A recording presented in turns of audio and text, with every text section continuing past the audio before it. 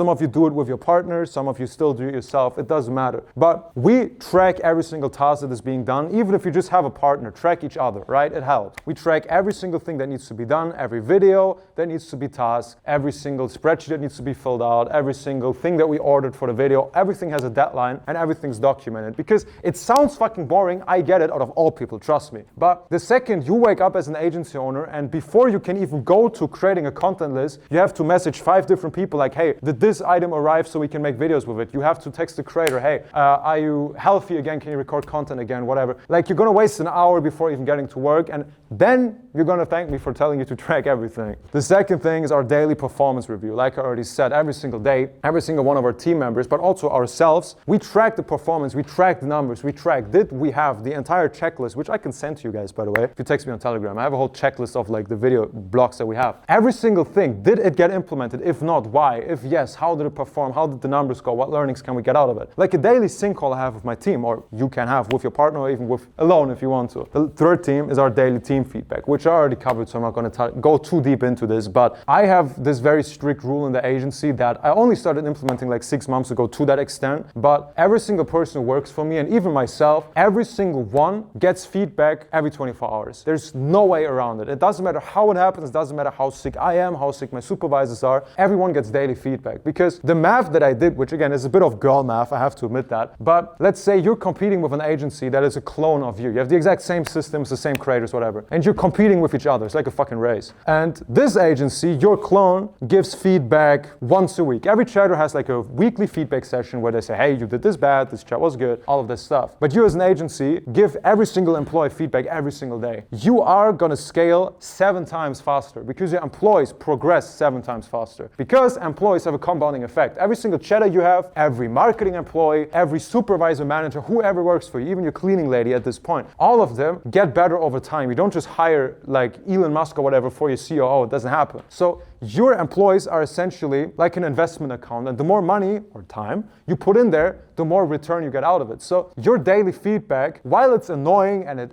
I fucking hate it, all right? I don't want to talk to chatters or supervisors or managers all day. I hate it. But this is what makes you progress 7 times faster if you do it daily compared to most agencies who, if they do it at all, they do it weekly, and even then it's kind of like unstructured. They just send a Loom video or go on Discord. So daily team feedback, as shit as it is probably the easiest way you get your team and your creators also to a completely new level. Because again, like we talked about, imagine you have the most optimal model in your agency, like in the first speech, how much money would you probably make? You can have the same exact example with what if you had the best possible employee, like a fucking Jordan Belfort as a chatter, for example, right? Working 10-hour days, giving every single chat his everything, trying, like all of us chatted in the beginning, if you remember, right? When we started chatting, we were locked the fuck in. You know how much money you could make in the chatting if this guy worked for you, but he doesn't. And that's not probably why, because you hired the wrong person, but you never helped him progress to that level. This is why daily team feedback is so important. Now, we are going to get to the 2026 meta. Can I jump in there really quick? Please, please. Do you find really honestly having to do this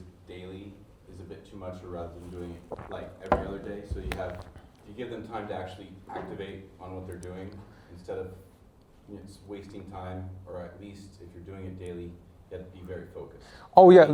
15, 20 minutes, don't waste in overly long meetings. Basically. That's a very, very good question. And yeah, we have to kind of separate the difference on feedback, right? So in our agency, we have one weekly one-on-one session where you have 2 ways of feedback. You have, hey, listen, you know how this is supposed to be done, you just didn't do it here, do it better, you know? For example, hey, with this big spender, I just seen your objection and you could have done it a different way, which it's very light, you know? He's just like, all right, yeah. And then you can follow up the next day like, hey, did you have a chance to implement that call? You don't need much feedback and he doesn't need time to implement that. You can do all of this light stuff on a daily basis on their work. But also, yeah, there's big feedback. Like if we notice a chatter, for example, or a supervisor, that's a better example. If we notice a supervisor has problems motivating the chatters, that's a deeper problem and that needs time to implement. So we would bring that up on a weekly one-on-one, for example, on Monday, and then we run him through it, right? Okay, we hop on a call or on a Discord. Okay, what is your problem with that? Why doesn't it work? Okay, do you understand why this is important? Yes. Okay, then tell me, what are you currently doing? We do a whole feedback session and we say, okay, for this week, focus on these 3 things to make it better. Next Monday, we sit down together and say, okay, how did it go? Give me some examples, right? Keep them accountable. So we definitely differentiate between like how heavy and how deep the feedback is, because yeah,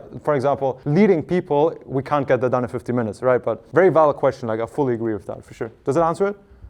Perfect. Now, the current 2026 meta on IG, we kind of talked about that in the previous speech because I couldn't shut up about it, so we're going to make this fairly quick. But if you guys remember, we're going to study what's viral now, do our sentiment analysis, find out, okay, what are the do's and don'ts in our specific niche, and the creators who, I will drop these little numbers to kind of have some new information here, creators you want to copy from or get your learnings from need to be maximum 3 times the size of yours. So let's say you have a creator with 10K on Instagram, you don't want to copy from creators that have like 500K followers because they go viral because they have 500K followers, or maybe there was some initial engagement needed to get this video going. So follow creators that have maximum 3 times the size of yours, and videos that you want to see as positive examples in that niche should have gotten at least 2 to 3 times the views than the average. So you have an account that makes 100K views on average. Every video that gotten 300K views or above is a proven concept and you can copy from it. It worked better than the others. If that makes sense. Now, obviously, recreate at high standard, like we already talked about. You can get AI for that. But the last thing that we didn't cover in the last speech, for all of you who've been paying attention, is our individual twist. Because in the last speech, I said you have to do it equal or better when a video is giga viral and you want to copy what they're doing to a certain degree. But the way we want to add to it, the way we want to make individual, so we're not just randomly copying other creators, is bring our unique niche into it. For example, there's a dance going on that nurses do. It's like a nurse trend. Okay,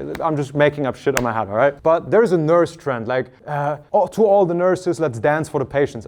Instagram stuff, all right? Now, you can twist this, and once that's viral enough, you can say, okay, I'm just going to do this, and then for all my OF sluts, or for all my volleyball players, for all my teachers, whatever your niche is, right? So now you add your unique twist, and it's kind of like a second part of the movie. People already seen the first trend, but now they want to see, okay, what is different to this? People like it, people watch it. Locations, obviously. Heritage, okay, she's a Latina, cool. That makes the video more interesting, makes it different, cool. SEO text, again, there's certain videos that go super viral and it's a certain trend. For example, if I had to think of a certain video, this was back in the TikTok days, I don't know who of you remembers this, but there was a certain trend, and I think some of you have showed this too. There was a trend where chicks, there was a police car filter. I'm going to reference this because this was fucking insane. There was a filter on TikTok where they had a police car through half the screen. So this part of the screen you couldn't see. Gonna get important later. And they had a text with like POV, me running away from the police after I dated, I don't know, a white guy or whatever. So it was like a very family-friendly trend. So the way we used it and we twisted it was essentially we